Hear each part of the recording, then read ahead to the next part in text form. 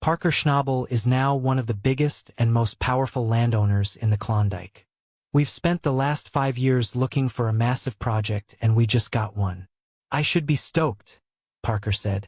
Parker Schnabel, a well-known miner during Gold Rush, was famous for his drive to find fortune and his knack for finding treasure while digging for gold. He sometimes uncovers unexpected things like ancient relics, but recently he made a terrifying find. What did Parker discover that shocked everyone and sent chills down their spines? Let us explore Parker's dark revelation. The historic find, Parker Schnabel's discoveries are not just limited to gold. While pursuing wealth, he has unearthed other fascinating treasures. In an interview, he hinted at the peculiar relics miners often stumble upon, revealing, "There's a lot buried here." Among his most notable finds were a pair of remarkably well-preserved woolly mammoth tusks buried deep in the permafrost. Made of valuable ivory, these fossils were in near-perfect condition despite the species going extinct thousands of years ago. Alaska occasionally yields mammoth tusks, which feed a niche industry due to their high value. Ivory collectors can pay over $1 million for a pristine specimen.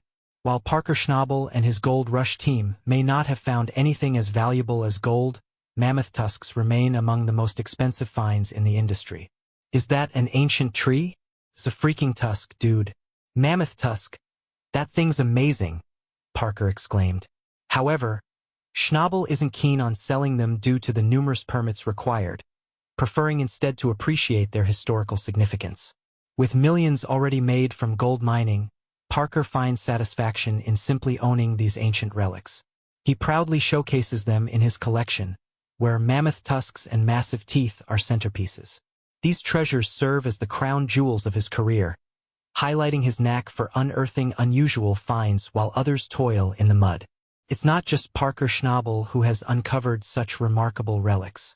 Fellow Gold Rush star Tony Beets has also made significant discoveries. The appeal of striking it big extends beyond gold.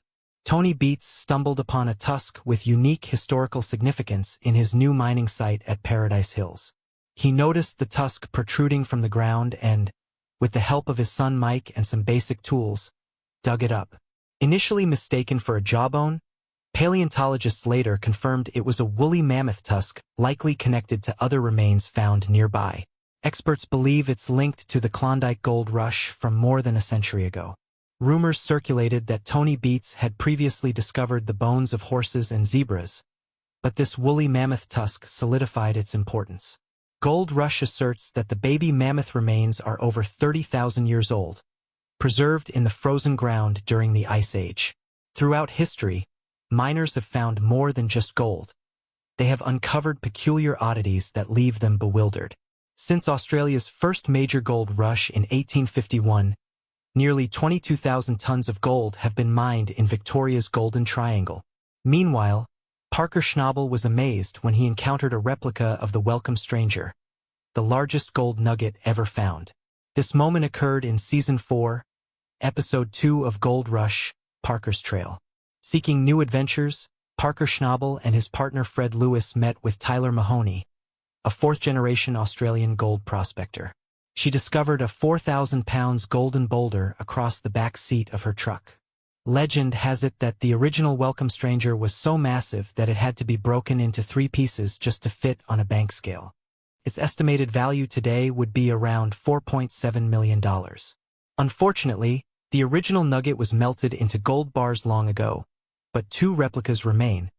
One is on display in Melbourne's old Treasury building, while the other belongs to the Dean family. The Victorian gold rush of the 1850s attracted hopeful miners from around the world to Victoria, Australia, in search of fortune. In 1869, 2 Cornish miners, John Deason and Richard Oates, struck gold near Malayagal. The colossal nugget, wrapped in quartz, was weighed at the London Chartered Bank in Dunolly, about 12 miles away. Unable to handle its weight, the nugget was broken up immediately, leaving only a drawing as evidence of its discovery. In more recent times, modern-day prospectors like Parker Schnabel have learned firsthand how challenging the mining business can be. In Season 10, his team unearthed the electrified nugget, a dendritic crystal formation weighing 41.8 ounces. This unique nugget resembled lightning bolts, boosting Schnabel's reputation. The episode $1 Million Payday showcased the nugget, whose pattern increased its value beyond its weight in gold. Season 7 marked a significant turning point for Schnabel. Despite equipment failures and unstable yields, Parker persevered using innovative technology and business acumen. Episodes like Eureka Payday and King of the Klondike highlighted his unwavering determination. By mid-season, his efforts paid off, allowing him to expand his operations and invest in advanced equipment. However, Parker Schnabel hasn't always been successful. Despite earning millions, he has faced significant losses. In Alaska, he and his team invested heavily in one mining site only to scrape up 8 ounces from old waste. Their hope rested on the Wolf Cut, a virgin patch believed to hold over 2,000 ounces of gold. After spending 2 months reaching the pay layer, a devastating flood dashed their dreams. After finding mammoth tusks and the Welcome Stranger replica, Parker's next mining challenge would test him like never before. After patching a hole in the wall of the Wolf Cut, Parker Schnabel and his crew raced at breakneck speed to mine out the cut for the biggest profits the show had ever seen. Gold mining is a gamble between the promise of wealth and the reality of equipment failure, catastrophic floods, and shattered dreams. For every successful Parker Schnabel or John Deason, countless others leave empty-handed, their dreams and finances destroyed. After struggling with the Wolf Cut, Parker Schnabel chose to regroup his team and strategize after the setback. Eventually, the team managed to push back the water, securing the treasure. The operation leader, Mark Force, descended to assess the potential. Parker was eager to justify the gamble, sifting through the soil until he found finer gravel, a promising sign. Just as everything seemed to be falling into place, an unexpected turn of events shook the team. A hole opened in the wall, unleashing a torrent of mud and water. Despite their best efforts to contain it, the relentless floodwaters returned, putting their efforts at risk once again. While digging at the bottom of the cut, an excavator struck the pit wall, exposing a flooded mine shaft that unleashed millions of gallons of water back into the pit, drowning the pay dirt the crew had prepared. The crew had prepared well but wasn't prepared enough. Their solitary 8-inch pump couldn't handle the deluge. They brought in a second pump, but it didn't make much difference as water poured in from every side. Defeated by the relentless flood, they had no choice but to pull the pump from the wash plant. Parker Schnabel should have made the call, but he was absent and unresponsive to calls, leaving the team in a difficult position. Tyler made the tough decision to shut down the wash plant and remove its pump, doubling their water pumping power. With 3 pumps working nonstop, the crew retreated to let them work their magic. In 24 hours, they drained away 10 million gallons of water. When Parker finally resurfaced, he was thrilled to see the progress at the Wolf Cut. Instead, he was greeted with stories of the flood that had devastated the site. The water problems didn't end there. Parker faced another watery disaster when the Wolf Cut, his prized mining ground, was overrun once again. He couldn't have known how deep the problem ran nor how hard Mother Nature would fight back on his Alaskan claim. Parker sought a promising pay streak in the 4-acre Wolf Cut, hoping it would yield at least $1 million this season. The pay dirt was buried 30 feet deep, and the team needed to remove 1,000 yards of overburden to reach it. But things were far from ideal. Only 4 feet more to dig and they'd be below water, another 30 feet down and they'd hit rock. The whole operation teetered on the edge. Complicated by its proximity to an old pond, water was the first thing that would go wrong if anything went wrong. Frozen mud was their saving grace, keeping the water out. John Badra, a recruit, was tasked with handling the mud and keeping the water at bay, but the cut seemed alarmingly wet, prompting a frantic call to their boss. If things fell apart, they could lose the whole season. Unfortunately, as more ground opened up, the mud worsened, spreading like an illness. They had barely scratched the surface, cutting out only a fifth of the area. The Wolf Cut, hemmed in by the pond, relied on a flimsy berm barely holding back the water pressure. Digging deeper revealed a layer of frozen ice that initially kept the water out. But when the permafrost broke, pond water seeped through the wall and flooded the cut. Panic set in as the water level rose, threatening to drown their hopes of striking gold. They had to act fast. Parker decided to dig a sump pond as deep as possible in the cut and install an 8-inch pump to drain it. He wasn't about to lose another water battle. After setting up the pump, they waited until the next day, confident their plan would hold. But the next morning brought a nasty surprise. The pump was missing, and instead of a dry cut, they found a lake. The pump had been overwhelmed and was now 4 feet underwater. They were on the verge of losing $500,000. Tyson had to haul out a kayak with a chain from the excavator just to reach the submerged pump. Mark Force, the foreman, discovered debris had clogged the suction filter, causing the water level to rise and engulf the pump. He tore down the engine and made repairs, but the damage was done. Recovering from the wolf cut setbacks, Parker's next gold seemed promised a fortune, if they could withstand the Klondike's harsh conditions. At Parker Schnabel's Yukon operation, his right-hand man Mitch Blaschke was trying to achieve the impossible, mine out a record-breaking 90 acres of ground in just one season. The $1 million major haul wasn't easily won, but Parker, not easily discouraged by losses, had weathered his fair share of setbacks. Despite everything, he stunned miners and fans alike, closing out a season with $14 million in gold. Parker and his team were on the verge of a game-changing season that could redefine gold mining itself. Yet every shovel of dirt could make or break their dream. From the moment the season began, the urgency was palpable. Parker worked tirelessly to coordinate his team's efforts to uncover the precious pay streak. The harsh Alaskan conditions tested their mental grit, and faulty equipment only made matters worse. Parker had to meticulously plan each move, balancing risks and rewards while leading his determined crew through treacherous terrain. Expectations were high, but Parker pressed on, driven by the belief that the Klondike held a fortune that would change their lives forever. Finally, after a long struggle, they struck a rich seam of gold buried beneath the frozen ground. Excitement swept through the camp as they uncovered a massive deposit that could turn the whole season around. The Klondike had finally yielded its treasure. After a series of setbacks and dashed dreams, extracting it from the frozen earth was still a monumental task, but Parker was undaunted. News of their discovery spread like wildfire, attracting attention from supporters and critics alike. Parker and his crew were thrust into the spotlight under intense scrutiny as everyone watched to see how things would play out. The pressure was on, but with a potential $1 million haul on the line, they raced against time as winter closed in. Mining operations accelerated, with heavy machinery tearing into the gold-laden dirt. Their collaboration in the gold room was both amazing and unsettling.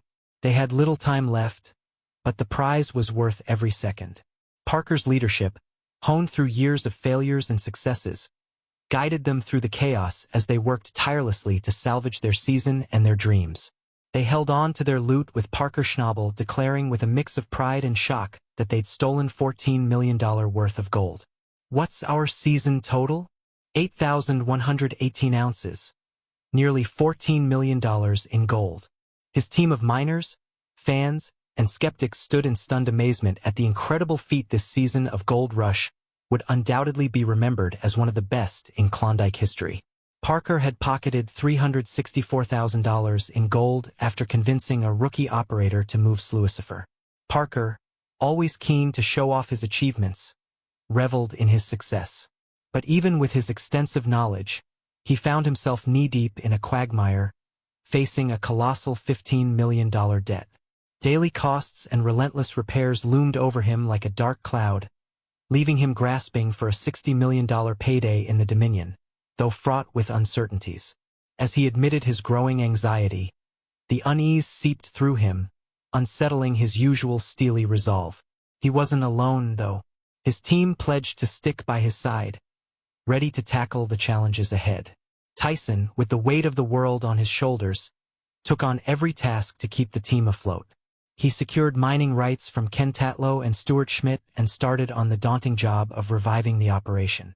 But no one expected the first phase to be such a disaster, dragging on much longer than anticipated.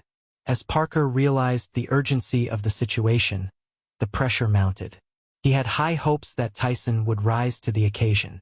Parker's determination remained unwavering despite the grueling work of preparing the new site.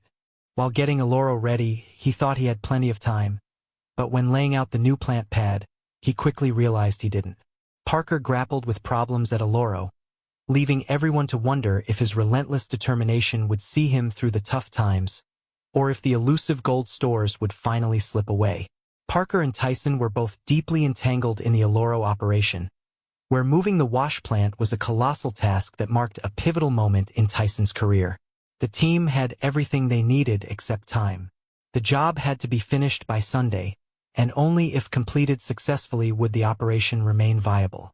A tangled web of financial problems, practical challenges, and the relentless pursuit of the Dominion jackpot created a perfect storm that needed careful navigation. The precarious financial situation added another layer of complexity as they juggled unpaid bills and the costs of running the business. Parker Schnabel knew he needed every ounce of determination to overcome these challenges. Each day brought a new hurdle, but he remained focused on the promise of striking gold. The team continued to push through relentless hours, working in harsh conditions to bring the plan together. Tyson, Mark, and the rest of the crew stuck by Parker's side as they fought for their dreams in the rugged terrain. With millions on the line, Parker's big gamble in the Dominion would either make or break his dreams. That is Gold Run, which was a super-rich creek, and where it dumped into Dominion, I'm guessing was, in this area right here. And we need to get some money coming in because we're going to be broke very soon. The ultimate gamble for millions, Parker Schnabel recognized that this mining season was crucial for securing his future in the gold mining business. He and his team understood that the rewards were high, but so were the risks. Every ounce of gold extracted from the frozen ground and muddy waters could finance their next venture. And so, the crew mined tirelessly throughout the season. They experienced moments of triumph and despair, yet their unwavering resolve saw them standing together, determined to defy the odds. After countless hours spent digging, strategizing, and struggling, Parker and his team finally struck a rich seam of gold, confirming that their bold gamble had paid off. As the season neared its end, Parker stood beside his crew, marveling at their amazing $14 million haul, a triumph that would be remembered for years. However, witnessing this chaotic endeavor unfold, it was impossible not to wonder if Parker's ambitious gamble would ultimately pay off, or if the mounting financial pressures and logistical challenges would sink his dreams. In the unforgiving world of Dominion, where gold reigns supreme and fortunes shift like sand dunes, Parker found himself in a precarious situation. His dreams of unattainable gold were hanging by a thread as financial difficulties gnawed at the foundation of his business. The relentless heat blanketed the region, raising the question of how anyone could endure this harsh climate. Dominion means sovereign, yet those searching for gold often played by their own rules. Parker and his team's determination was commendable, but recent heat waves tested their tolerance. Casual conversations hinted at the struggle of working from dawn till dusk under the scorching sun. The team prepared to move Sluicifer, but that wasn't official yet. They needed more practice before relocating the operation. Tyson, one of Parker's most trusted crew members, set an ambitious goal to streamline operations. He wanted the wash plant up and running before sunrise, and tensions were high as he planned the move. Tyson faced the nerve-wracking job of relocating Sluicifer, a 90,000-pound wash plant on an unstable platform. He had to improvise with makeshift equipment to support the machine's weight, all while ensuring nothing fell apart. The rushed and chaotic nature of the operation left Tyson under immense pressure. Alec and Liam, who had helped with the previous move, were called upon to assist Tyson again, while Evan Kurtz, an operator inexperienced in moving wash plants, struggled to manage the massive machine. The move was further complicated by the need to transport parts to Sluicifer and lower them onto the new pad using a 750 excavator. Tyson and Evan tackled the job together, moving Sluicifer pieces to their new location. This was more than a logistical challenge. It was a symbolic risk in the treacherous world of gold mining. Breaking down Sluicifer piece by piece was both risky and thrilling. Onlookers couldn't help but wonder if this bold move would uncover the jackpot Parker and his team were chasing, or if it would be the misstep that would ruin them. Tyson knew he would need the 750 excavator to help haul the heavy machine up the hill to its new pad. The team faced a nail-biting challenge navigating the steep terrain, but slowly Lucifer rose to the new pad. Tyson's strategic mastery shone through as he used every tool at his disposal to inch the behemoth forward. The team groaned under the strain, but Tyson's ingenuity held them together. This crucial phase was a litmus test for a successful season in the Dominion. If they pulled it off, Parker could inch closer to his lofty seasonal target. The team's ability to navigate this critical configuration determined the success or failure of the entire operation. Once the wash plant stood firmly on its new pad, the crew felt a sense of readiness and accomplishment. Constructing the conveyor and hopper feeder was an achievement in itself, a clear sign that gold processing was imminent. With the high-stakes move complete, the promise of $364,000 worth of gold loomed in the distance. The problems were solved, at least for now. Everyone eagerly awaited the next chapter in Parker's story. Did Parker Schnabel really strike it rich? Or is the Klondike Gold Rush just a well-edited fantasy? Let us know your thoughts, and remember to like and subscribe for more.